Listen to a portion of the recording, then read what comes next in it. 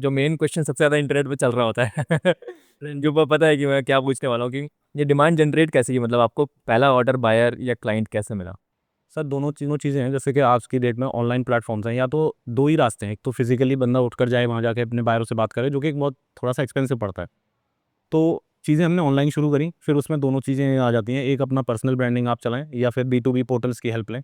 तो हमने पहले बी टू बी पोर्टल से शुरू किया था, जो फेमस भी हैं, इंडिया मार्ट, अलीबाबा। तो वहाँ पे हमारा अकाउंट है, काफ़ी हम करते हैं। दीपांशु सारा सेल्स का काम वहाँ पे संभालता है। तो वहाँ से चीज़ें धीरे धीरे एवेल्युएट होते हुए, मैं तो कहूँगा शुरू के जो 100-150 क्वेरी मैं मानता हूँ, वो हमें सिखाने वाली आती है। वो सिखाने के लिए थी कि मतलब एग्जैक्टली डिमांड क्या है, बात कैसे करनी है, इवैल्यूएट कैसे करते हैं। जब वो सारी चीज़ें क्लियर हुई, तब जाकर के कहीं 16 महीने जैसा दीपांशु बता रहा है, तब जाकर के एक क्लाइंट क्रैक हुआ था, जो कि सिंगापुर का था। सिंगापुर। जब पहला ऑर्डर सिंगापुर से आया जी। वो भी वैल्यू भी अच्छी थी उसकी, अप्रॉक्स 16 लाख के आसपास था वो ऑर्डर। तब एक कंटेनर, एक कंटेनर फुल एफसी रहा वो। वो जो ये कस्टमर जो ये कहाँ से आया था, मतलब कौन से चैनल से आया था? ये ट्रू इंडिया मार्ट है, इंडिया मार्ट। इंडिया से आया था। मतलब ये है कि इंडिया मार्ट पे सिर्फ इंडियन कस्टमर नहीं, बाहर वाले इंटरनेशनल कस्टमर आके भी इंडिया मार्ट से मिल रहे हैं, इंडिया मार्ट से ही जनरेट कर रहे हैं। तो वो कस्टमर जो था वो इंडियन कस्टमर था या सिंगापुर का नेटिव था? सिंगापुर का है। सिंगापुर। सिंगापुर के, हाँ। जी। दोनों दोनों रहते हैं, मतलब किसी B2 पे भी जाओगे तो आपको बाहर के ही मिलेंगे, इंडिया के भी मिलेंगे लोग जो वहाँ रहते हैं।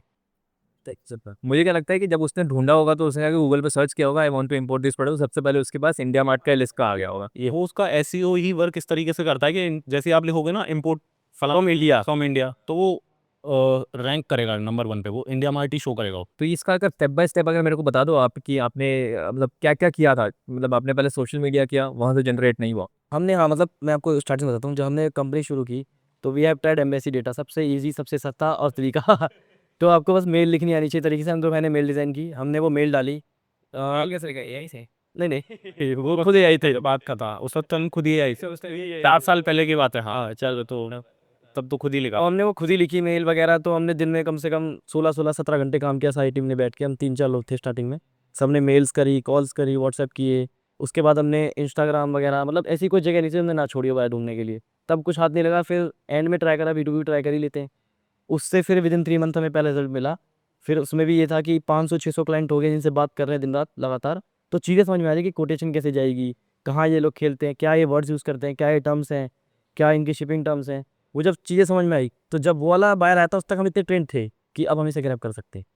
तो वो सही जगह चोट लगी और we got the order. Step by step अगर इसको हम कंक्लूड करें तो सबसे पहले आपने अपना कंपनी किया, उसके बाद सोशल मीडिया भी ट्राई किया, उसके बाद एम्बेसी डेटा जो फ्री वाला होता है, port data, embassy port data, अच्छा पोर्ट डेटा में कुछ मिलता है नहीं मिलता है जो लोग बेच रहे होते हैं, यही ये सब लोगों को चिपका रहे होते हैं शायद। आपने पेड वाला लिया था कि फ्री वाला? पहले हम वो देते थे, जैसे एक्सेल शीट नहीं आती कि कुछ 500-600 रुपये दो और एक्सेल शीट मिल जाएगी। Right now we have the software, but उस समय यही लिया था। अभी तो बहुत सारे पोर्टल आ गए हैं, डॉलर बिजनेस हो गया, ट्रेड वोल्जा हो गया, तो वहाँ पे मतलब लेजिट मिल जाता है। ये सब चीज़ें रिसर्च में काम आएगी आपके मार्केट के, कि आप स्टैट्स समझ लोगे, क्लाइंट इससे नहीं मिल जाता। एक्चुअली थोड़ा सा हाँ तब वो एक रिसर्च टूल रिसर्च तो कहें तो ज़्यादा बेटर होगा कंपेयर टू कि मैं उसमें से बाहर निकाल लूंगा।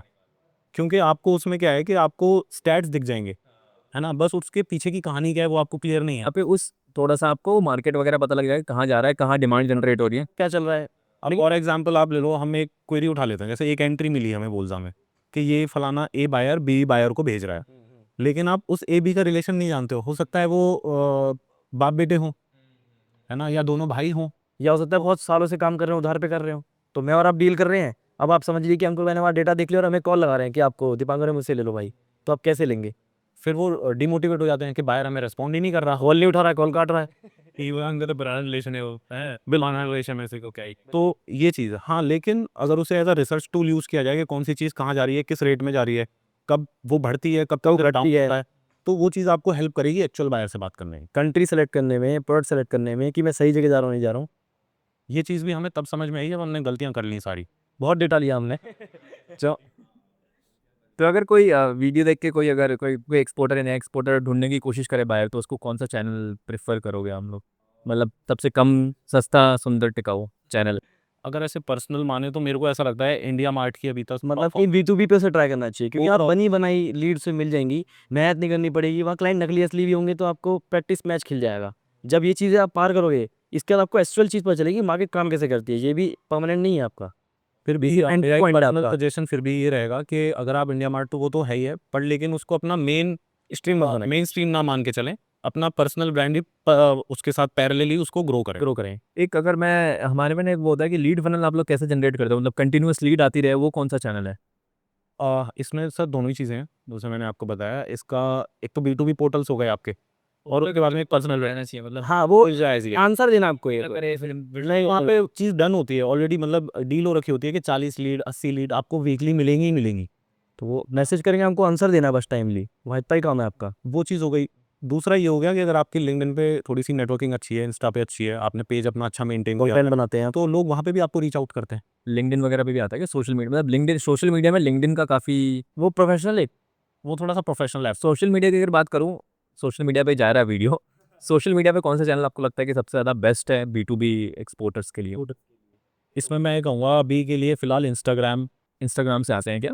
इंस्टाग्राम से आते हैं लीड? क्योंकि वहाँ पे कंटेंट और नाम होना चाहिए कि ये बंदा ये है इंडिया से, इसको लोग जानते हैं, तो आप पे ट्रस्ट करके आपसे बात करेगा। इंस्टाग्राम से वो अप्रोच करेगा, मतलब देख लेगा आपको, बाकी वो पीछे जाके चेक करेगा सब कुछ कि वेबसाइट है कितना बिजनेस के, तो इंस्टाग्राम से डिस्कवरी हो जाती है। क्योंकि एक्सपोर्ट के काम की अगर हम मेन लिमिटेशन समझें तो लिमिटेशन क्या है? वो लिमिटेशन ट्रस्ट के बेस पे आती है कि वो ट्रस्ट नहीं कर पा रहा आपको।